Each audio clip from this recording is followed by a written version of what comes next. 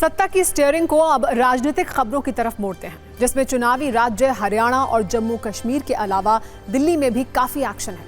सत्ता की राजनीतिक कुंजी में 3 खबरों ने काफी स्पेस लिया है, जिसमें पहले नंबर पर जम्मू कश्मीर में राहुल गांधी का चुनावी भाषण है। इसमें वो जम्मू कश्मीर को फिर से राज्य का दर्जा दिलाने की बात कर रहे हैं। दूसरी खबर हरियाणा की चुनावी रणनीति की है, जिसमें विनेश फोगाट और बजरंग पूनिया की राहुल गांधी से मुलाकात काफी ट्रेंडिंग है। चुनाव लड़ने का ऑफर भी इसमें शामिल है। और तीसरी खबर दिल्ली में शक्तियों के ट्रांसफर की है। अब दिल्ली में बोर्ड और आयोगों में नियुक्ति दिल्ली सरकार नहीं बल्कि एलजी करेंगे। सबसे पहले बात जम्मू कश्मीर में कांग्रेस नेता राहुल गांधी की 2 रैलियों की करते हैं। जम्मू कश्मीर में चुनाव के बाद ये किसी राष्ट्रीय नेता का पहला बड़ा राजनीतिक कार्यक्रम था। राहुल गांधी ने पहली रैली रामबन में की और दूसरी अनंतनाग में। पहली ही रैली में राहुल गांधी ने चुनाव का एजेंडा सेट करने की कोशिश की। अगर उनके भाषण के कीवर्ड देखें तो जम्मू कश्मीर को राज्य का दर्जा, बेरोजगारों को रोजगार देने का वादा और नफरत खत्म करने की बात कही गई। राहुल गांधी ने अपने भाषण में पीएम मोदी और जम्मू कश्मीर के एलजी पर भी हमला किया। जम्मू कश्मीर के एलजी को उन्होंने राजा कहकर संबोधित किया, जबकि पीएम मोदी के कॉन्फिडेंस के खत्म होने की बात भी कही।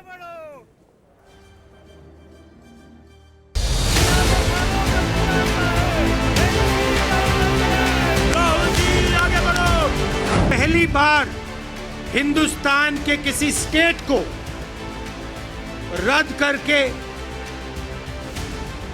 लोगों का जो हक है वो छीना गया। पहली बार हुआ है। तो हमारा पहला कदम जम्मू कश्मीर को स्टेटहुड वापस देने का होगा। बीजेपी चाहे ना चाहे, बीजेपी चाहे ना चाहे, इंडिया गठबंधन इतना दबाव डालेगी कि जम्मू कश्मीर के लोगों को स्टेटहुड देना ही होगा।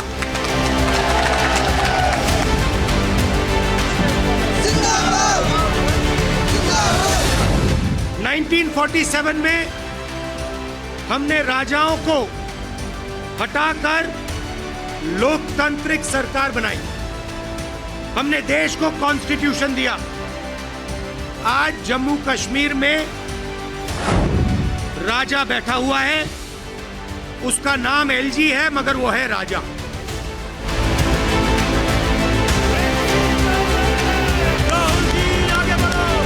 पहले नरेंद्र मोदी जी छाती फैला के आते थे, अब नरेंद्र मोदी जी ऐसे आते हैं। पहले बड़े बड़े भाषण करते थे, इस बार पार्लियामेंट में घुसने से पहले उन्होंने अपने सिर पर कॉन्स्टिट्यूशन को रखा, फिर गए अंदर। नफरत की काट मोहब्बत से ही होती है, आप सब जानते हो। नफरत को नफरत से नहीं काटा जा सकता है, नफरत को मोहब्बत से ही काटा जा सकता है, हराया जा सकता है।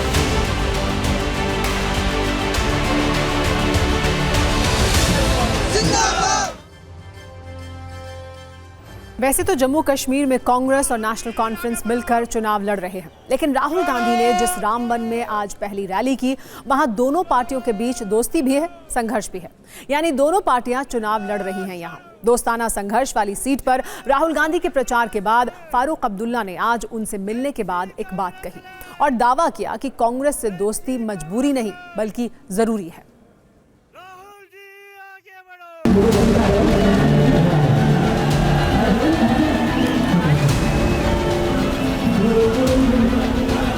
मैंने पहली दफा देखा कि एक रियासत को यूनियन टेरिटरी बनाते हुए इसको बदलाना है, इसको फुल से स्टेटहुड आना है।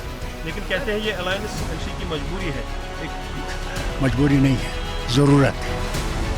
हमने सबको लेकर चलना है। The name changes. Sometimes it is called UP Alliance. Sometimes it is called Gopkar Alliance. Sometimes it is called Congress NC Alliance. This time again, we had a single candidate, but the name is India Alliance. In other words, what happens is they choose a name. When the name doesn't sell in the market, they do a repackaging. आज मैं सिर्फ एक बात करूंगा। Björn Dastar, Björn Yezov, Björn Yetu,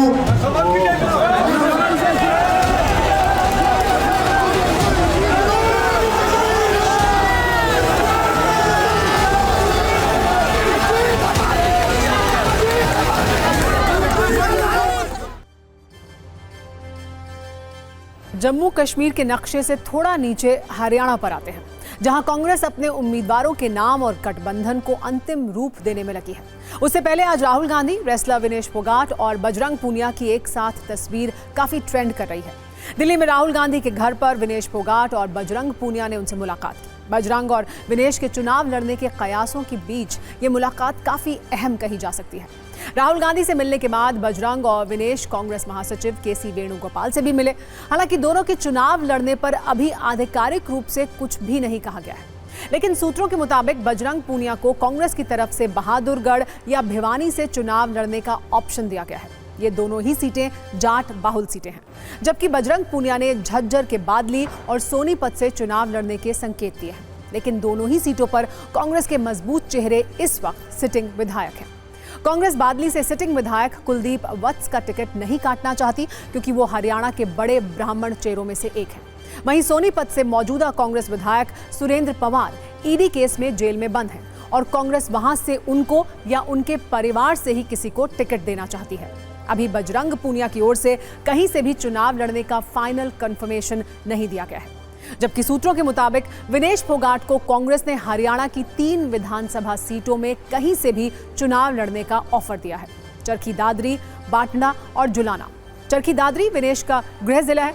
बाटना विधानसभा के अंदर विनेश फोगाट का गांव बलाली है। वहां विनेश ने महावीर फोगाट परिवार के साथ कुश्ती सीखी है, जबकि जुलाना में उसकी ससुराल है। हालांकि विनेश फोगाट ने अभी किसी भी सीट से चुनाव लड़ने को लेकर अपनी सहमति नहीं दी है और ना ही कोई संकेत दिए हैं।